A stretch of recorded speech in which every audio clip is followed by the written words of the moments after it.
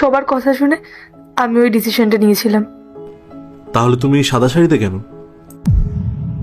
আমার বিয়ের 2 মাস পরে আমার হাজবেন্ড এই পৃথিবী ছেড়ে চলে যায়।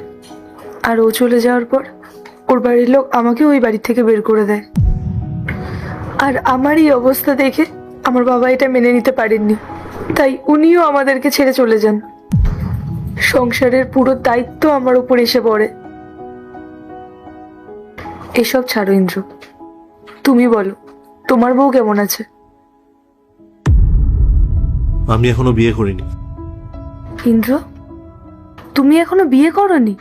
ভালোবাসা একবারই হয়। তুমি আমার লাইফ থেকে চলে যাওয়ার পরে আমি আমার লাইফে কাউকে আনার কথা ভাবতেও পারিনি। তারপর আমার সম্পূর্ণ ফোকাস এই কাজে দিই, আর আস্তে আস্তে এই কোম্পানিটা গড়ে তুলি। সত্যি বলতে পায়েল, আমি আজও তোমায় ভালোবাসি। তুমি যদি চাও আমরা আবার একসাথে থাকতে পারি, বিয়ে করতে পারি। আমি তোমায় বিয়ে করতে চাই পায়েল। এটা তুমি কি বলছো ইন্দ্র? হ্যাঁ পায়েল, আমি তোমায় বিয়ে করতে চাই। আমি জানি তুমি কি ভাবছো। তুমি এটাই ভাবছো যে বাড়ির লোক কি বলবে, এই সমাজ কি বলবে।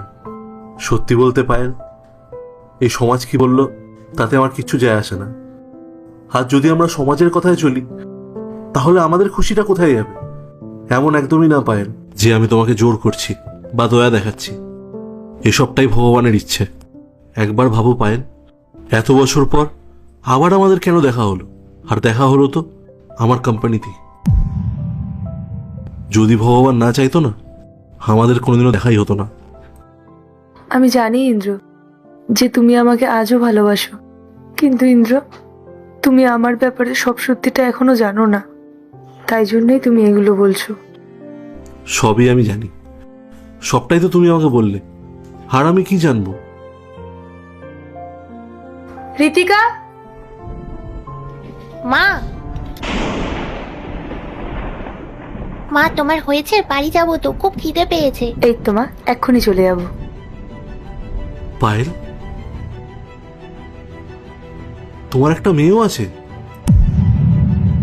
ওর নাম ঋতিকা।